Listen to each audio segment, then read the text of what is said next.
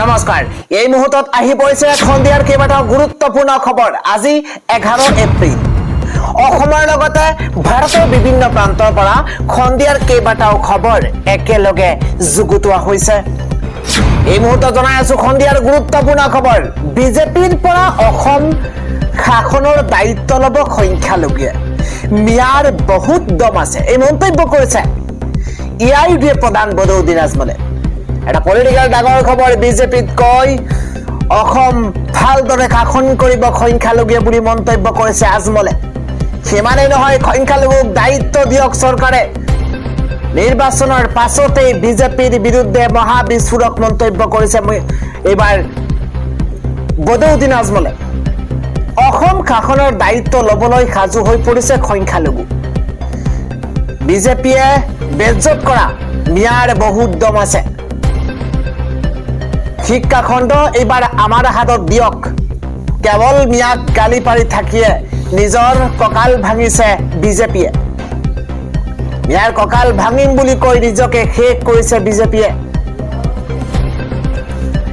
শিক্ষাঙ্গে চৰকাৰ চলাব নোৱাৰে যদি স্পষ্ট কৰক বিজেপিয়ে নৱপ্ৰজন্মৰ জীৱন ধ্বংস নকৰিব শিক্ষা যদি ভাল কৰিব নোৱাৰে সংখ্যালঘুৰ হাতত গতাই দিয়ক আমি দেখুৱাই দিম কেনেকৈ মানদণ্ড উন্নত কৰিব লাগে লজ্জা লাগিব লাগে মুখ্যমন্ত্ৰীৰ লাজ লাগিব লাগে মিয়াৰ নহয় ৰাজ্যৰ ল'ৰা ছোৱালীৰ কঁকাল ভাঙিছে বিজেপিয়ে এদৰে ইটোৰ পিছত সিটো মহা বিস্ফোৰক মন্তব্য কৰিছে ইআইডিএ প্ৰধান বদৌদিন আজমলে পৰৱৰ্তী খবৰটো হৈছে লুৰিণজ্যোতি গগৈয়ে মহাপাপ কৰিছে লুৰিণজ্যোতি গগৈৰ বিৰুদ্ধে ওলাই আহিছে মুছলমান ৰাইজ এটা বিগ ব্ৰেকিং ডাঙৰ খবৰ লুৰিণজ্যোতিয়ে কৰিছে মহাপাপ পূৰ্বৰে পৰা পাপত লিপ্ত হৈ আছে লুৰিণজ্যোতি গগৈ এটা ব্ৰেকিং নিউজ মুছলমানৰ কলিজা জ্বলাই ৰাখিছে লুৰিণজ্যোতি গগৈয়ে কোনে মন্তব্য কৰিছে জনাইছো এইবাৰ লুৰিণজ্যোতি গগৈৰ প্ৰাৰ্থীৰ বিৰুদ্ধে হাজাৰ হাজাৰ সংখ্যালঘুৱে দিছে ভোট মুছলমান বুৰ্বক খজাইছে লুৰিণজ্যোতিয়ে মুছলমানক বুৰ্বক খজাইছে লুৰিণজ্যোতি গগৈয়ে এজেণ্ট হৈ কাম কৰি আছে লুৰিণজ্যোতিয়ে এনআৰচিৰ সময়ত মুছলমানৰ সৈতে কি কৰা নাই লুৰিণৰ বাসগৃহৰ অভিযান সন্দৰ্ভত এইদৰে বিস্ফোৰণ ঘটাইছে বদৌদিন আজমলে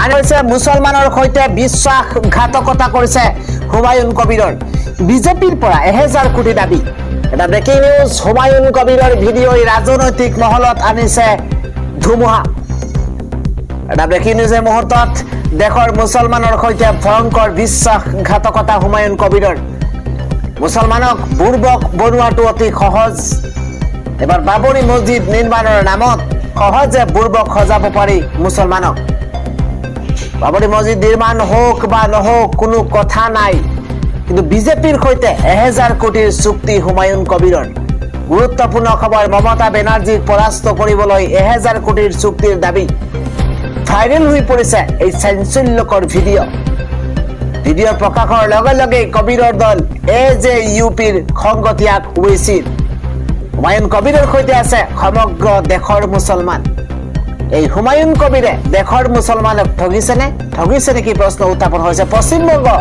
নিৰ্বাচনৰ 11 দিনৰ পূৰ্বে সৃষ্টি হৈছে ধুমুহা কেইবাটাও মুছলমান সংগঠনে ত্যাগ কৰিছে কবিৰৰ সংগ বাবৰি মছজিদ নিৰ্মাণৰ নামত মুছলমানৰ পৰা সংগ্ৰহ কৰিছিল কোটি টকা টিএমচিৰ প্ৰাক্তন বিধায়ক কবিৰে মছজিদ নিৰ্মাণৰ কৰিছিল ঘোষণা কিন্তু এই মছজিদ নিৰ্মাণৰ নামত উত্থাপন হৈছিল প্ৰশ্নৰ পশ্চিমবংগৰ বিজেপিৰ জ্যেষ্ঠ নেতাৰ সৈতে সম্পৰ্ক ৰখাৰ অভিযোগ উত্থাপন হৈছে মুছলমান মূৰ্খ আমি তেওঁলোকৰ ভোট ভাগ কৰি বিজেপিক সহায় কৰিম ইতিমধ্যে বিজেপিৰ পৰা 200 কোটি আগধন লোৱাৰ অভিযোগ হুমায়ুন কবিৰৰ বিৰুদ্ধে এই ভিডিঅ'ক ষড়যন্ত্ৰ আখ্যা হুমায়ুন কবিৰৰ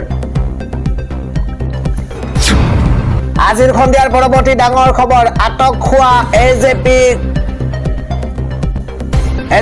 কৰ্মীক মুকলি কৰা হৈছে আৰক্ষীক পক্ষপাতিত্বৰ অভিযোগৰ পাছতে মুকলি কৰা হৈছে ব্ৰেকিং নিউজ ডিব্ৰুগড় আৰক্ষীয়ে মুকলি কৰি দিছে 2 এজেপি কৰ্মীক এটা পলিটিক্যাল ব্ৰেকিং এই মুহূৰ্তত ডিব্ৰুগড় আৰক্ষীয়ে মুকলি কৰি দিছে ইতিমধ্যে 2 এজেপি কৰ্মীক পক্ষপাতিত্বৰ অভিযোগৰ পাছতেই মুকলি কৰি দিছে আৰক্ষীয়ে। অত্যন্ত গুৰুত্বপূৰ্ণ খবৰ, খোৱাং ঘটনাক কেন্দ্ৰ কৰি 2 এজেপি কৰ্মী কৰিছিল আটক। নৱ কোঁৱৰ আৰু ঋতুপৰ্ণ বৰুৱাক এৰি দিলে আৰক্ষীয়ে। ডিব্ৰুগড়ৰ সদৰ থানাত নিশা মোতায়ন বিশাল আৰক্ষী বাহিনী। অত্যন্ত গুৰুত্বপূৰ্ণ খবৰ, আটকৰ ঘটনাৰ পাছতেই আৰক্ষী থানাত উপস্থিত হৈছিল লুৰিন। সমগ্ৰ ঘটনাত আৰক্ষীৰ পক্ষপাতিত্বৰ অভিযোগ উত্থাপন হৈছে আৰু চৰকাৰৰ কথা মতেই আৰক্ষীয়ে ঘটনাক বিপৰীতমুখী কৰাৰ অভিযোগ উত্থাপন হৈছে। এজেপিয়ে দাখিল কৰা অভিযোগৰ তদন্ত নকৰাৰো অভিযোগ। কেৱল চৰকাৰৰ কথা মতেই এজেপিক দোষাৰোপ কৰা বুলি মন্তব্য। তদন্ত নকৰাকৈ আৰক্ষীয়ে চৰকাৰৰ কথা মতেই চলিছে। বিমল বৰা, চক্ৰধৰ গগৈ, প্ৰশান্ত ফুকনক প্ৰথমে আটক কৰক। সংবাদমেল পাতি আৰক্ষীক ধমক দিয়া নেতাক কিয় নধৰে? ডিব্ৰুগড় আৰক্ষীয়ে মুকলি কৰি দিলে 2 এজেপি কৰ্মীক।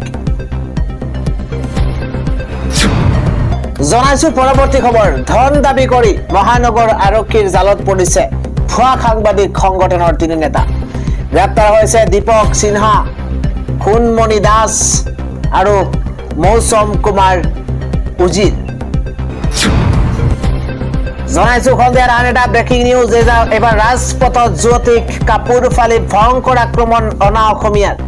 ব্ৰেকিং নিউজ, দিন দুপৰতে এবাৰ ৰাজপথত যুৱতীক ভয়ংকৰ আক্ৰমণ। যুৱতীৰ কাপোৰ ফালি ৰাজপথত বীৰত্ব এবাৰ অনা অসমীয়াৰ। 2 অনা অসমীয়া যুৱকৰ হেলমেটেৰেও নিৰ্মম আক্ৰমণ। যুৱতীৰ বাহনখনৰ সামান্য খুন্দা লগাৰ বাবে এই কাণ্ড। মহানগৰীৰ ফেন্সি বজাৰৰ ৰাজপথত এই ভয়ংকৰ ঘটনা। গুৰুত্বপূৰ্ণ খবৰ, যুৱতীৰ কাপোৰ ফালি ৰাজপথত বীৰত্ব অনা অসমীয়াৰ। 2 অনা অসমীয়া যুৱকৰ হেলমেটেৰে নিৰ্মম আক্ৰমণ। যুৱতীৰ বাহনখনৰ সামান্য খুন্দা লগাৰ বাবে এই কাণ্ড সংঘটিত হৈছে। মহানগৰীৰ ফেন্সি বজাৰৰ ৰাজপথত সংঘটিত হৈছে এই ঘটনা। আমি জনাই আছো আন এটা ডাঙৰ খবৰ। অহা 13 এপ্ৰিলৰ পৰা আৰম্ভ হ'ব কম্পাৰ্টমেণ্টেল পৰীক্ষাৰ প্ৰপত্ৰ পূৰণৰ প্ৰক্ৰিয়া। প্ৰপত্ৰ পূৰণৰ অন্তিম দিন 25 এপ্ৰিল। 25 এপ্ৰিল হৈছে অন্তিম তাৰিখ, অন্তিম দিন। মেট্ৰিকত ন্যূনতম 170 নম্বৰ লাভ কৰা পৰীক্ষাৰ্থীয়ে সৰ্বাধিক 3টা বিষয়ত দিব পাৰিব পৰীক্ষা। কম্পাৰ্টমেণ্টেল পৰীক্ষা 3টা বিষয়ত দিব পাৰিব। ASSEBৰ প্ৰয়োজনীয় নিৰ্দেশনা জাৰি কৰা হৈছে। জনাইছো পৰৱৰ্তী খবৰ। এবাৰ ডিব্ৰুগড়ত ভয়ংকৰ গুলীচালনা। ডিব্ৰুগড়ৰ উত্তপ্ত পৰিস্থিতিৰ মাজতে গুলীচালনা সংঘটিত হৈছে। ব্ৰেকিং নিউজ, ডিব্ৰুগড়ৰ চাউলখোৱাত দিন দুপৰতে গুলীচালনাৰ ঘটনা। গুৰুত্বপূৰ্ণ খবৰ এই মুহূৰ্তত জনোৱাৰ চেষ্টা কৰিছো। আবিদ আহমেদ নামৰ লোকজনলৈ লক্ষ্য কৰি দুৰ্বৃত্তৰ গুলীচালনা। গুৰুতৰভাৱে আহত হৈছে আবিদ। আবিদক MCHলৈ ইতিমধ্যে প্ৰেৰণ কৰা হৈছে। বৰ্তমানেও হাহাকাৰ অৱস্থা সৃষ্টি হৈছে সমগ্ৰ অঞ্চলত।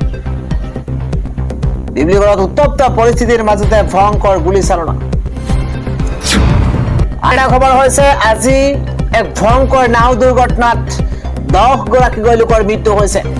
ভয়ংকৰ নাও দুৰ্ঘটনাত পতিত হৈছে পৰ্যটক ভৰ্তি এখন নাও আৰু তাৰ পাছতে এই নাওখন দুৰ্ঘটনাগ্ৰস্ত হৈছে। 30 গৰাকী যাত্ৰী কঢ়িয়াই নিয়া সেই নাওখন দুৰ্ঘটনাত পতিত হৈছে।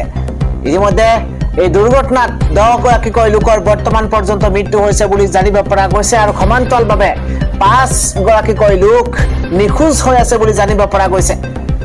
ইতিমধ্যে উদ্ধাৰ অভিযান অব্যাহত ৰখা হৈছে। ধাৰাবাহিকভাৱে প্ৰশাসনে চলাইছে উদ্ধাৰ অভিযান। NDRF SDRF বাহিনী ইতিমধ্যে উদ্ধাৰ অভিযান অব্যাহত ৰাখিছে।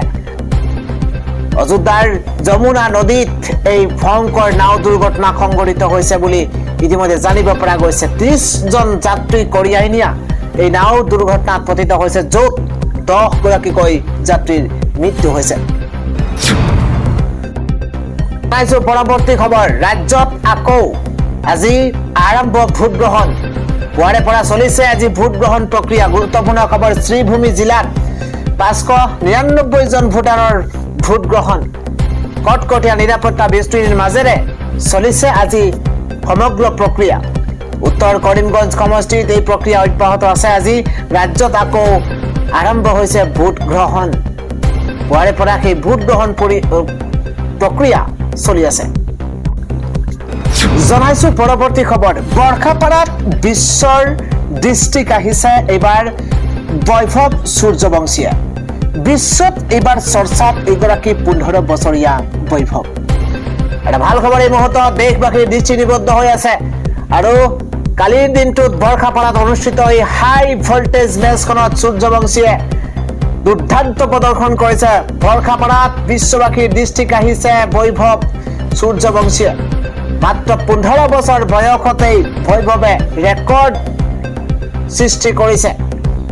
বৈভৱৰ প্ৰতিভা দেখা পাই অভিভূত হৈ পৰিছে বিশ্ব তাৰকা কিং কোহলি। বৈভৱৰ কেপত কোহলিয়ে দিছে অটোগ্ৰাফ। কিং কোহলিয়ে লিখিছে, ডিয়াৰ বৈভৱ, ৱেল ডান। এবাৰ বিশ্বৰ আটাইতকৈ কম বয়সীয়া ক্ৰিকেটাৰ হিচাপে বৈভৱৰ শিৰত এবাৰ অৰেঞ্জ কেপ। তিনিটাকৈ খিতাপ উপহাৰ লাভ কৰি 15 বছৰীয়া বৈভৱে দেখুৱাইছে চমক। প্লেয়াৰ অফ দ্য মেচৰ খিতাপ শিৰত লৈছে বৈভৱে। যশস্বী জয়ছোৱালৰ শিৰত থকা অৰেঞ্জ কেপ বৈভৱৰ শিৰত। IPLতো ইতিহাস সৃষ্টি কৰিছে। 2011 চনত জন্ম হোৱা এই বৈভৱে 15টা বলৰ ভিতৰতে IPLত 2টাকৈ অৰ্ধশতকৰ ৰেকৰ্ড গঢ়িছে। বিশ্বৰ দ্বিতীয়গৰাকী বেটছমেন ৰূপে পৰিগণিত বৈভৱ সূৰ্যবংশী। দিল্লী কেপিটেলছত জেক ফ্ৰেজাৰৰ পাছতেই এইবাৰ আহিছে বৈভৱৰ অভিলেখ। বৰ্ষাপাৰাত বিশ্ববাসীৰ দৃষ্টি কাঢ়িছে কালিৰ দিনটোত বৈভৱ সূৰ্যবংশীয়ে। পৰৱৰ্তী খবৰটো হৈছে, যি 90 লাখ লোকৰ নাম কৰ্তন কৰা হৈছিল তেওঁলোকতো হিন্দু বাংলাদেশী আছিল। বিজেপি আৰু নিৰ্বাচন আয়োগে উত্তৰ দিয়ক যে যিসকলৰ নাম ভোটাৰ লিষ্টৰ পৰা কৰ্তন কৰা হৈছে তেওঁলোকৰ নাম পুনৰ যোগ কৰক। AICCৰ সাধাৰণ সম্পাদক অভিষেক বেনাৰ্জীৰ মন্তব্য। জনাইছো এটা বিগ ব্ৰেকিং। নিৰ্বাচনৰ পাছতে অসমক লৈ ভয়ংকৰ তথ্য। NRCৰ পৰা বাদ পৰিল 13 লাখ হিন্দু ভোটাৰ। NRCৰ পৰা বাদ পৰিল 13 লাখ হিন্দু ভোটাৰৰ নাম। এটা পলিটিকেল ডাঙৰ খবৰ এই মুহূৰ্তত জনোৱাৰ চেষ্টা কৰিছো। নিৰ্বাচনৰ পাছতে অসমক লৈ ভয়ংকৰ তথ্য দিছে মমতা বেনাৰ্জীয়ে। অসমত মুঠ 19 লাখ লোকৰ বাদ পৰিছিল NRCৰ পৰা। এবাৰ অসমত মুঠ 19 লাখ লোকৰ নাম বাদ পৰিছিল NRCৰ পৰা। 19 লাখৰ 13 লাখেই আছিল হিন্দু। অসমত মুঠ 19 লাখ লোকৰ বাদ পৰিছিল NRCৰ পৰা আৰু 19 লাখৰ 13 লাখেই আছিল হিন্দু। 6 লাখ মুছলমান ভোটাৰৰ কৰ্তন হৈছিল নাম। হিন্দু মুছলমানৰ ৰাজনীতি কৰিবলৈ লাজ লাগিব লাগে বিজেপিৰ। কোনে মন্তব্য কৰিছে জনাইছো। হিন্দু মুছলমানৰ ৰাজনীতি কৰিবলৈ লাজ লাগিব লাগে বিজেপিৰ। অসমৰ NRC প্ৰক্ৰিয়াক লৈ পুনৰ মহা বিস্ফোৰণ ঘটাইছে মমতা বেনাৰ্জীয়ে। পৰৱৰ্তী খবৰটো হৈছে, অভিযান চলিব লাগিছিল হিমন্ত বিশ্ব শৰ্মাৰ ঘৰত, কিন্তু অভিযান চলিছে লুৰিণজ্যোতিৰ ঘৰত। এইবাৰ বিৰোধীৰ নেতৃত্বত চৰকাৰ হ'ব আৰু হিমন্ত বিশ্ব শৰ্মাক চুচৰাই আনি লকআপত ভৰাই থোৱাৰ হ'ব। ৰাইজৰ দলৰ উপসভাপতি বেদান্ত লস্কৰে এইদৰে বিস্ফোৰক মন্তব্য কৰিছে। পৰৱৰ্তী খবৰটো হৈছে, হিমন্ত বিশ্ব শৰ্মা কংগ্ৰেছত থাকোঁতে কংগ্ৰেছৰ আদৰ্শ আৰু ৰাহুল গান্ধী ভাল আছিল। তেওঁ নিজৰ পৰিয়ালক ED, CBI আৰু MEAৰ ৰক্ষা কৰিবলৈ বিজেপিলৈ গৈছিল। কংগ্ৰেছ সভাপতি মাল্লিকাৰ্জুন খৰ্গেৰ পুত্ৰ প্ৰিয়ংকা খৰ্গেৰ এই অভিযোগ। জনাইছো পৰৱৰ্তী খবৰ। আমেৰিকা ইৰাণৰ শান্তি চুক্তিৰ আলোচনাত ভাৰতৰ সাংবাদিকৰ প্ৰৱেশ নিষেধ। পাকিস্তানৰ ইছলামাবাদত আৰম্ভ হৈছিল আমেৰিকা ইৰাণৰ শান্তি চুক্তি প্ৰক্ৰিয়া। দুয়োখন দেশৰ প্ৰতিনিধিয়ে পাকিস্তানৰ মধ্যস্থতাত অংশ লৈছে এই শান্তি চুক্তিৰ আলোচনাত। কিন্তু এই আলোচনাৰ খবৰ সংগ্ৰহৰ পৰা পাকিস্তানে ভাৰতৰ সাংবাদিকক বাধা দিয়াৰ খবৰ আহিছে। পৰৱৰ্তী খবৰটো হৈছে, ৰাজীৱ ভৱনত অসম প্ৰদেশ কংগ্ৰেছ কমিটিৰ সভাপতি গৌৰৱ গগৈৰ গুৰুত্বপূৰ্ণ সংবাদমেল।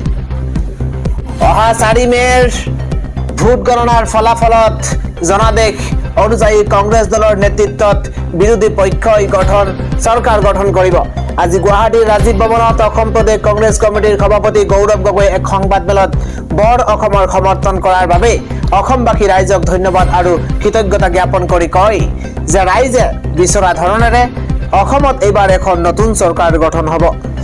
গৌৰৱ গগৈয়ে কয় যে আজি সংস্থাপনক লৈ নিবনুৱা যুৱক যুৱতীসকল হতাশ হৈ পৰিছে।